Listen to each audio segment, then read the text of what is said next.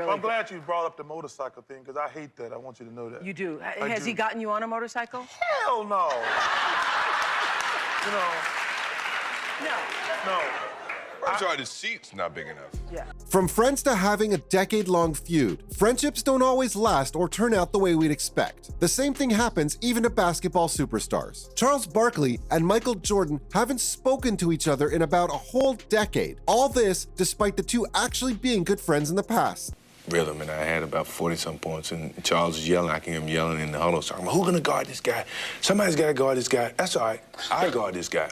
So I go in and we're playing, and we got into a switch, and Charles jumps out and guards me. Michael is a very private person, so he hasn't really spoken much about all this. Charles, in 2022 though, gave his side of the fight, saying that all his beef started back when Michael began criticizing his run with the Charlotte Bobcats. And Michael comes in and has, a basic conversation with us. And, the conversation was like, you MFers ain't earning your salary.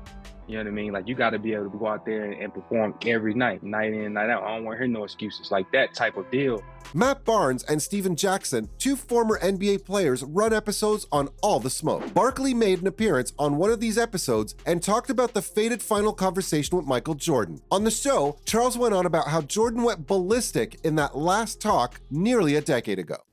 You don't do shit. You can't go out, especially on the road. Is there back and forth between you and MJ off the court at this time? No conversation. We put our friendship aside. Yeah.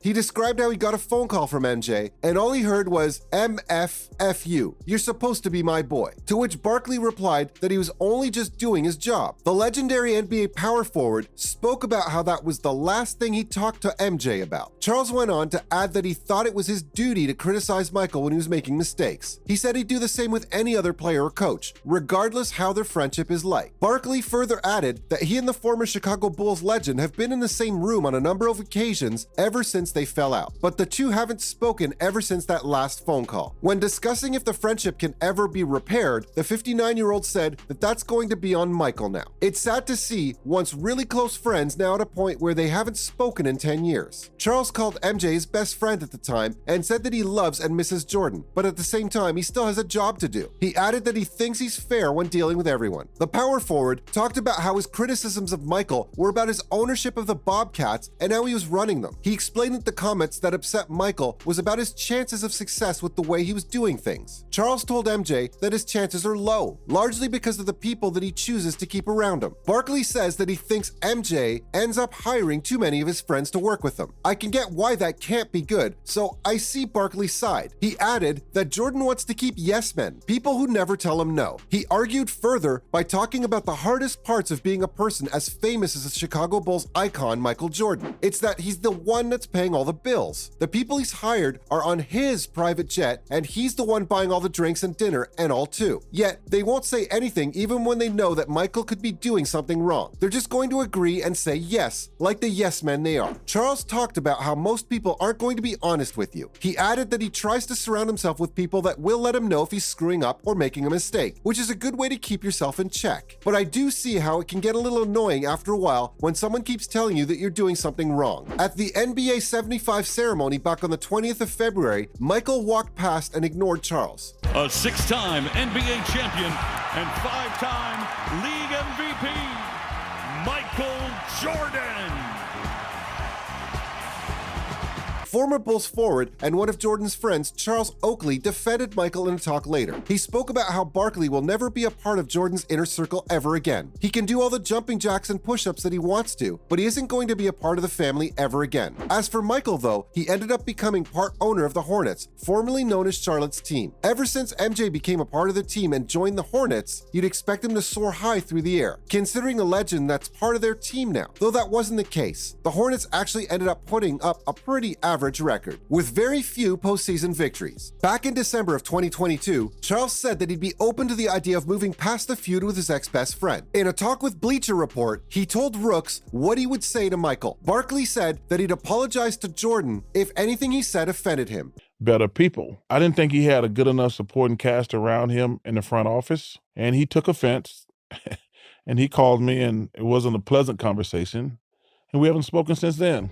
and he'd say, "Let's get over this bullshit." Charles says he just wants the two to go back to having fun and playing gold like they used to before. The two Hall of Famers were actually really close back in the day. Jordan and Charlie were very close friends back in the late 80s and early 90s. The two used to spend hours together on golf courses. During the 1993 NBA Finals, most notably, it's sad to see that their friendship has a big fallout back in 2012 over just a statement on MJ by Chuck. Though the story of the two NBA legends becoming friends is pretty unique too, Sam Smith in his book Jordan Rules talked about the exact specific moment when Charles and MJ's friendship started to blossom. He revealed that the two became amicable when Charles actually took a dig at Bob Knight, Team USA head coach. The game's just about to start, and Michael walks over to Lacey and he points to her and says, "We took care of you."